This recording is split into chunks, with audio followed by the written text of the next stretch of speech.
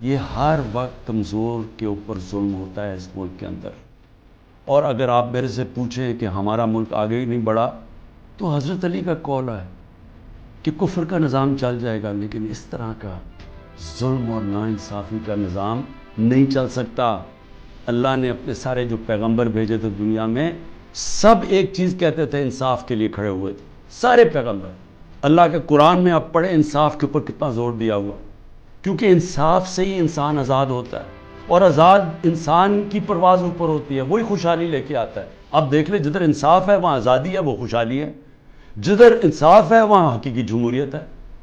جن ملکوں کے اندر انصاف نہیں ہے وہاں جمہوریت نہیں آ سکتی. میں آج اپنی قوم کو یہ کہنا چاہتا ہوں کہ میں تو جیل کے لیے تیار ہوں اور ہر چیز کے لیے تیار ہوں، لیکن میں کبھی اس ظلم اور اس طاقت کے حکمرانی کے سامنے کبھی نہیں جھکوں گا. اور میں آج آپ سب کو کہتا ہوں آپ نے کبھی نہیں جھکنا.